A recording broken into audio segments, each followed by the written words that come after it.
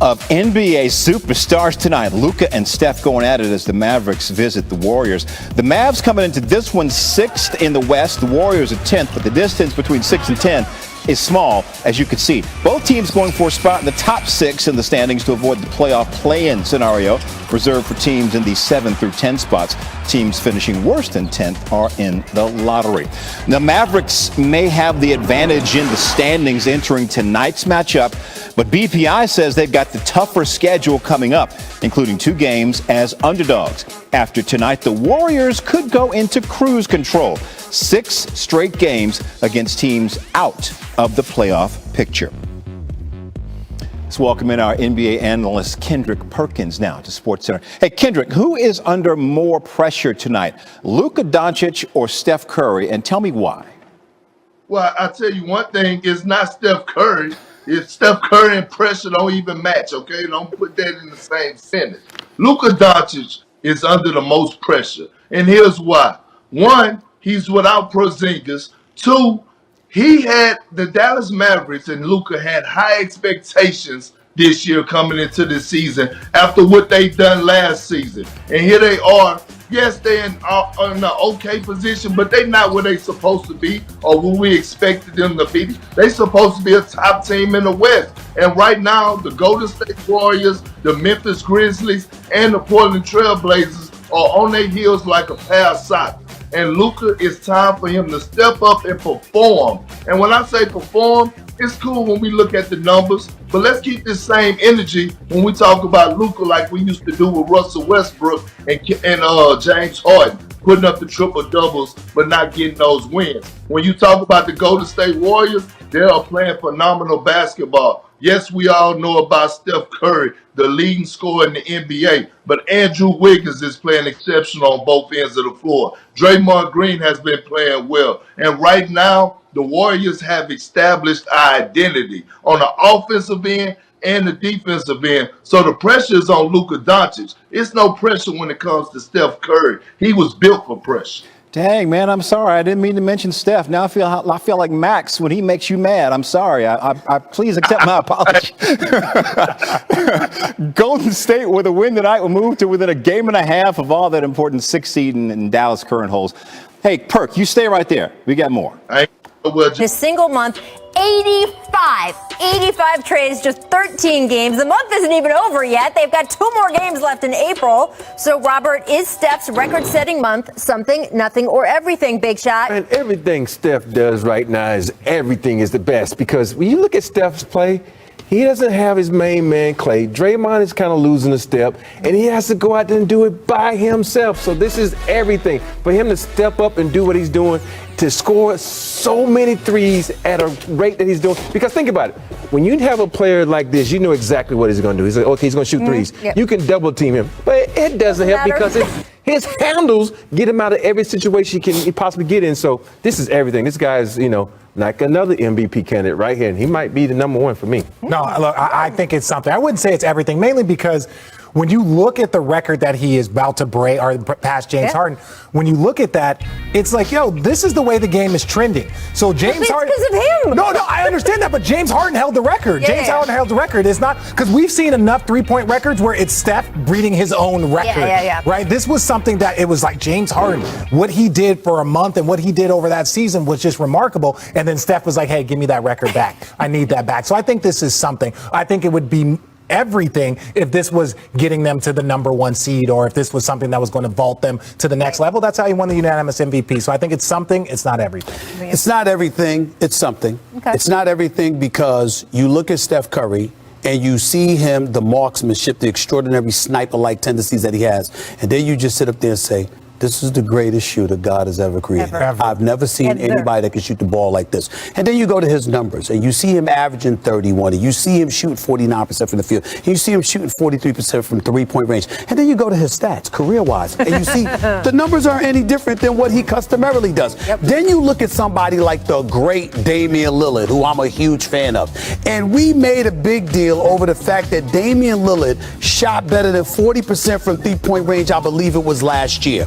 And then I looked at Steph numbers. And he's never shot less than 40% from three-point range in his career, with the exception of last year when he only played 5 games before the season was interrupted by the bubble. That is the only time in the career of Steph Curry that he has shot worse than 40% from three-point range. This brother is something special.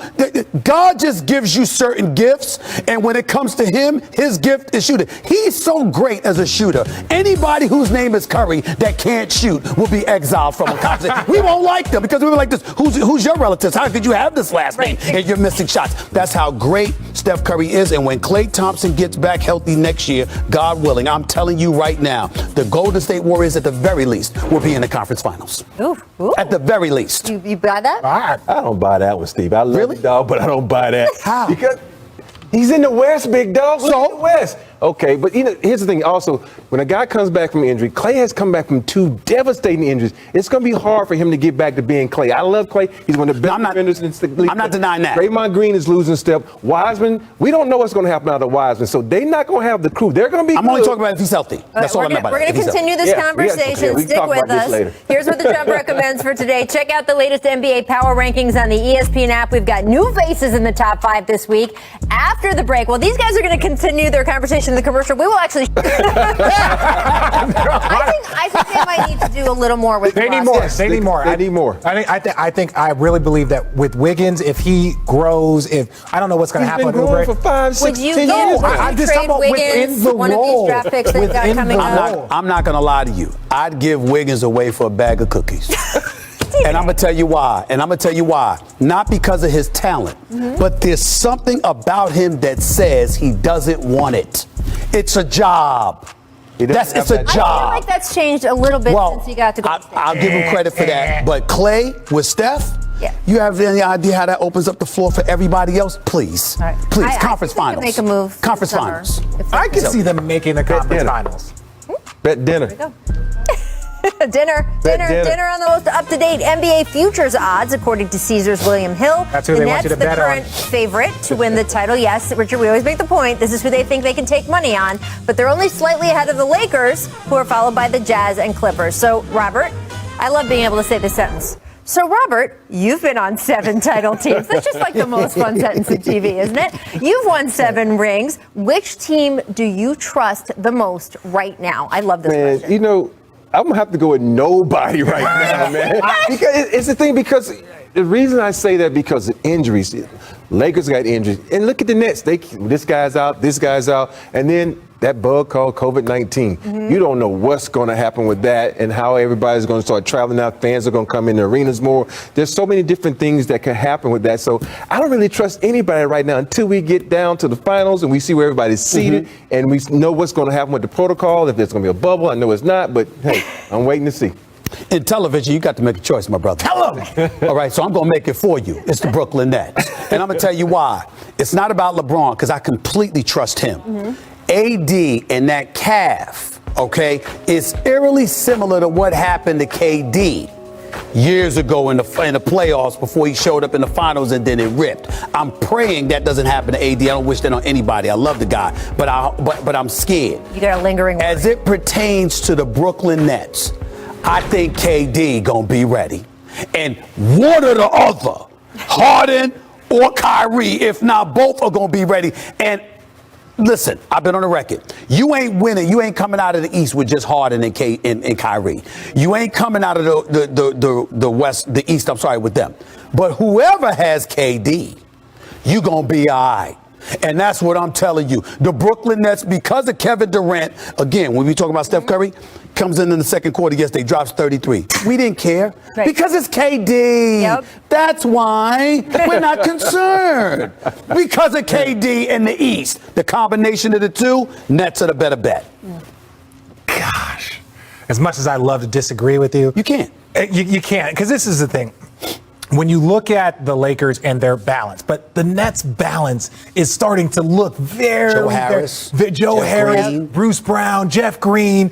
Like you're starting to look and look. Nick Even Claxton, but like, they have a lot out. of talent there. I will say this: the injury that Anthony Davis is trying to get through is very different than soft tissue injuries like James Harden, like Kevin Durant, like Kyrie, like those little soft tissue.